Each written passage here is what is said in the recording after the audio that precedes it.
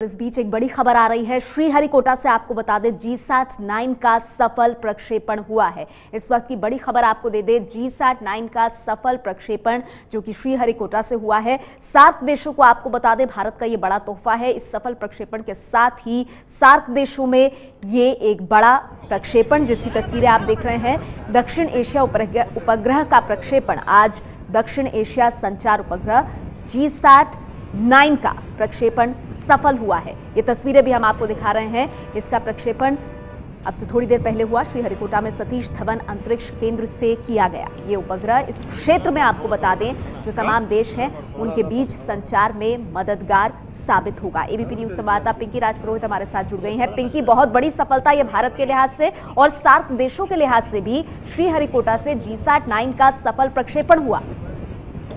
देखिए, बिल्कुल नेहा, एक सफल प्रक्षेपण के साथ ही भारत की ओर से तमाम जो पड़ोसी देश है उनको एक बहुत ही बेहतरीन और बड़ा तोहफा भारत ने दिया है। जिस तरह से प्रधानमंत्री नरेंद्र मोदी ने अपनी कुर्सी 3 साल पहले संभाली थी, तभी उन्होंने ये कहा था कि 7 देशों को भारत अपनी ओर से एक बड़ा तोहफा देगा और इसी तोहफे के मद्देनजर आज इसरो ने ये प्रक्षेपण किया है GSAT सैटेलाइट का।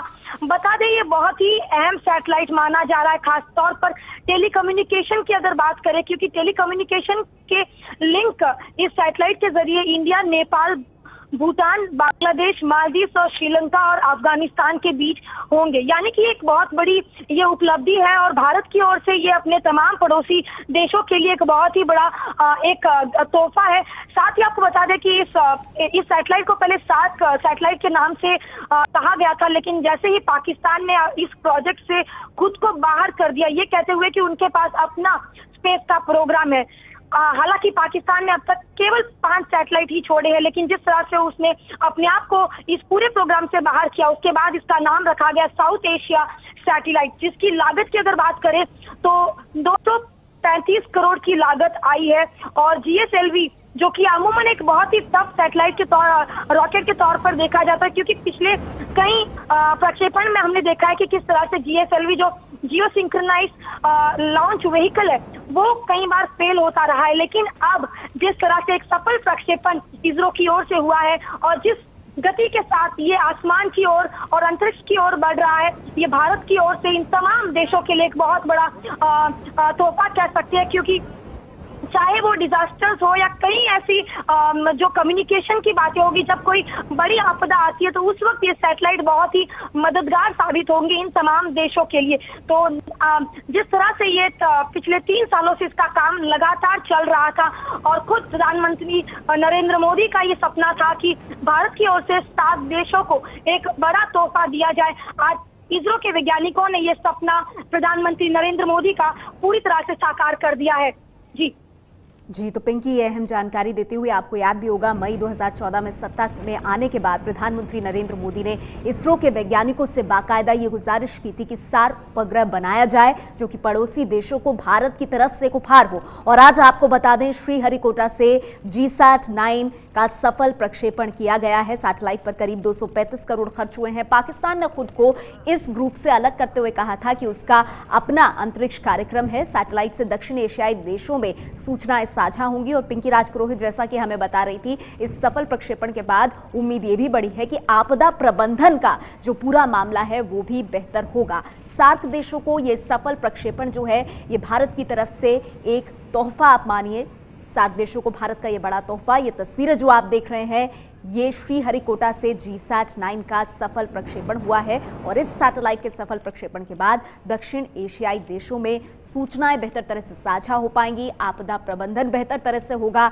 12 साल का कार्यकाल इस पूरे मिशन का रहने वाला है। सार्क के बाकी 6 देशों को फायदा होगा, हम इसलिए कह रहे हैं क्योंकि पाकिस्तान ने खुद ही अपने आप को इस प्रोजेक्ट से अलग कर लिया था, ये कहते हुए कि उसका अपना अलग कार्यक्रम है। और इस वजह से जो बाकी बचे 6 सार्क देश हैं उन्हें आज के इस सफल प्रक्षेपण से बेहद ज्यादा फायदा होगा। और ये सफल प्रक्षेपण की तस्वीरें हम आपको दिखा रहे हैं। श्रीहरिकोटा से GSAT-9 ने सफल उड़ान भरी और इसके साथ ही सार्क देशों के लिए ये बेहतरीन तोहफा भारत की तरफ से खुद प्रधानमंत्री नरेंद्र मोदी ने मई 2014 में सत्ता में आने के बाद वैज्ञानिकों से यह आग्रह किया था कि एक सार्क उपग्रह बनाया जाए जो तमाम सार्क देशों को मदद करे, उनके लिए एक तोहफा हो, सूचनाएं साझा करने में और ज्यादा मदद मिले, आपदा प्रबंधन बेहतर तरह से हो सके। तो वो तमाम चीजें आज पूरी होती हुई ये श्रीहरिकोटा की आप तस्वीरें देख रहे हैं। अब से थोड़ी देर पहले जब सार्क देशों को प्रधानमंत्री मोदी का जो तोहफा है वो एक तरह से सपना साकार हुआ,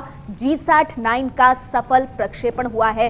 235 करोड़ की लागत इस प्रोजेक्ट पर लगी, 235 करोड़ की भारी लागत से ये मिशन बना है। इस मिशन का कार्यकाल जैसा कि हम आपको बता रहे हैं 12 साल का है। पाकिस्तान इस मिशन का हिस्सा नहीं है, पाकिस्तान ने खुद को इस मिशन से अलग कर लिया था।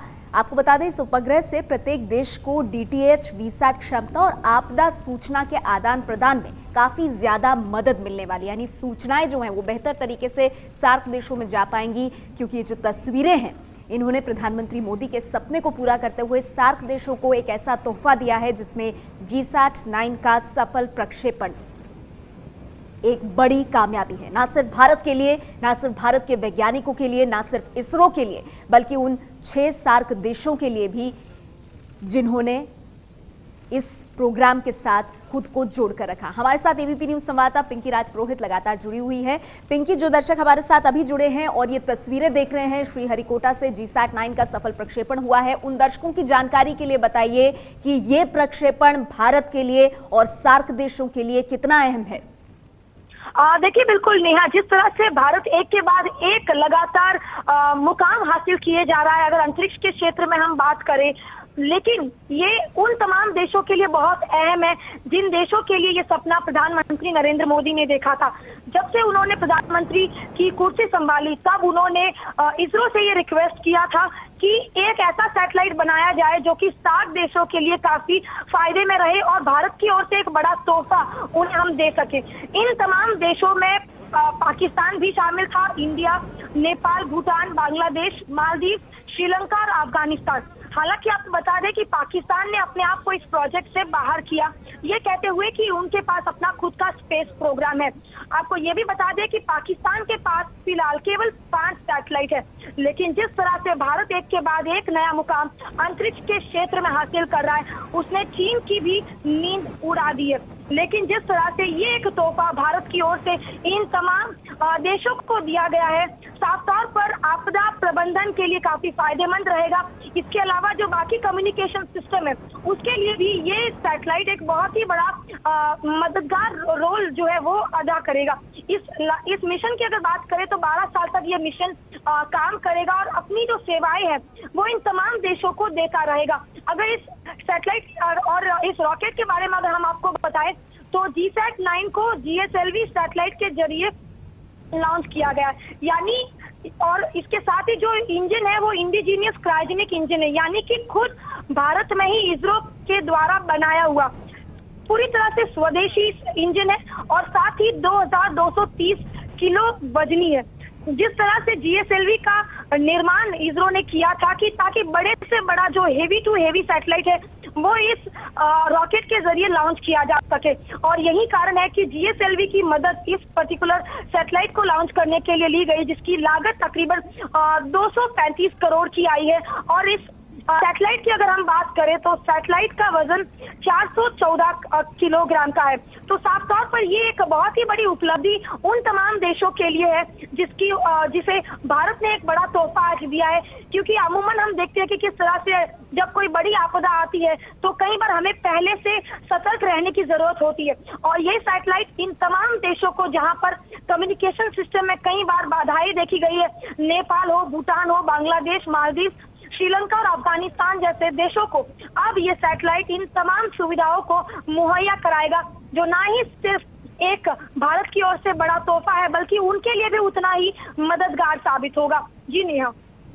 पिंकी, और एक बड़ी बात जो आपने कही, ये भारत के लिए अपने आप में एक और बड़ी उपलब्धि इसीलिए हो जाती है क्योंकि जैसा कि आपने कहा कि स्वदेशी क्रायोजेनिक इंजन का इसमें लगना और फिर इसका सफल प्रक्षेपण होना, यानी पूरी तरह से स्वदेशी तौर पर बनाया हुआ ये मिशन सफलतापूर्वक लॉन्च हुआ है। पिंकी, बिल्कुल नहीं, आपको बता दें कि इंडिजीनियस क्रायोजेनिक इंजन का इस्तेमाल हालांकि इसरो पहले भी करता रहा है, लेकिन जिस तरह से GSLV को एक बहुत ही टफ रॉकेट रॉकेट के तौर पर देखा जाता है, क्योंकि हम अगर पीछे के पन्नों में देखें अगर इसरो के, तो जीएसएलवी को हमने कई बार फेल होते भी देखा है। हालांकि पीएसएलवी हमेशा से ही भरोसेमंद लॉन्च व्हीकल रहा है। आपको बता दें कि अब तक इसरो 2 ही तरह के लॉन्च व्हीकल का इस्तेमाल करता रहा है, एक तो पीएसएलवी और एक जीएसएलवी। पीएसएलवी को इसलिए काफी भरोसेमंद माना जाता है क्योंकि जितने भी तमाम जो प्रक्षेपण हुए उसमें पीएसएलवी बहुत 1 या 2 बार ही फेल हुआ है। लेकिन जहां तक जीएसएलवी का सवाल है, इसरो के साइंटिस्ट हमेशा ही नर्वस नजर आते रहे हैं। वो इसलिए क्योंकि एक बहुत ही बड़ा वजनीय सैटेलाइट जो है वो जीएसएलवी अपने आप में लेने की क्षमता रखता है। तो साफ तौर पर ये एक हमेशा से ही एक नेल बाइटिंग मूवमेंट होता है इसरो के साइंटिस्ट के लिए। चुनौतीपूर्ण ये एक काम रहता है जिस वक्त प्रक्षेपण की तैयारियां चल रही होती हैं, लेकिन ये तस्वीरें मुस्कान लाने के लिए, खुशी लाने के लिए काफी भारत के लिए और सार्क देशों के लिए, क्योंकि श्रीहरिकोटा से GSAT-9 का सफल प्रक्षेपण हुआ है, जिससे सभी 7 सार्क देश जो है, पाकिस्तान को अगर अब बाहर कर दें तो सूचना और आपदा प्रबंधन में अब काफी मदद मिलेगी। ये है ABP न्यूज़, आपको रखे आगे।